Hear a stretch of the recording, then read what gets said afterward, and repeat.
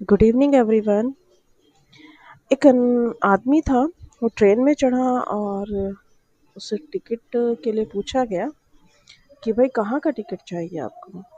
तो उसने बोला कि कहीं का भी दे दो। तो थोड़ी देर बाद जो कंडक्टर था वो आया और उसने उसे नीचे उतार दिया। बोलो क्यों?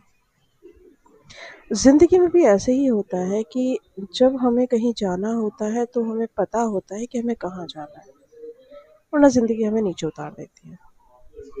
आज हमारे बहुत सारे सपने हैं। हमारे पास गाड़ी होनी चाहिए, हमारे पास बंगला होना चाहिए, अच्छी एजुकेशन होनी चाहिए, हम विदेश घूमने जाना चाहिए, हमारे पास करोड़ों का बैंक बैलेंस होना चाहिए।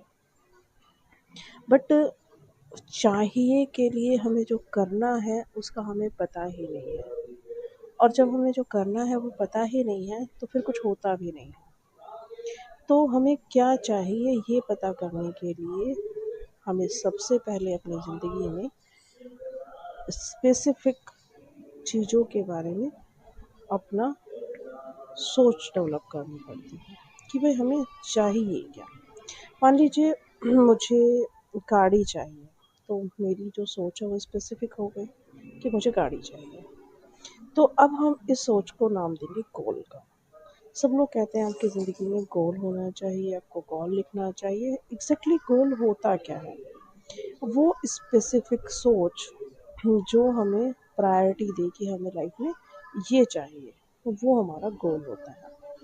अब उसे लिखना क्यों चाहिए? आपने सुना होगा कि सब लोग बोलते हैं अपने गोल्स को लिखो, अपने गोल्स को लिखो। तो क्या किसी चीज़ को मात्र पेपर पे लिख देने से कुछ हो जाएगा? फिर तो सब लोग लिखने बैठ जाएं।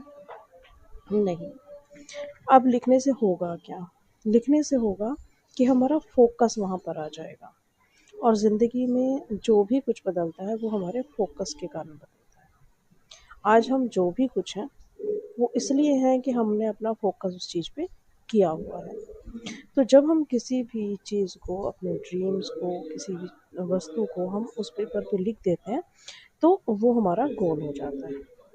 अब एग्जैक्टली गोल होते क्या हैं वो समझ में आने के बाद अब हम बात करते हैं कि गोल कितने प्रकार के होते हैं।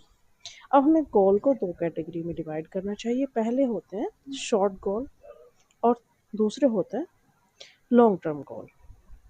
अब शॉर्ट टर्म गोल क्या होता है? छोटे छोटे गोल्स, क्योंकि ज़िंदगी में चाहिए तो बहुत कुछ। एक पेन भी चाहिए और एक ओडी भी चाहिए। तो अब पेन और ओडी दोनों को एक ही तो कैटेगरी में रखा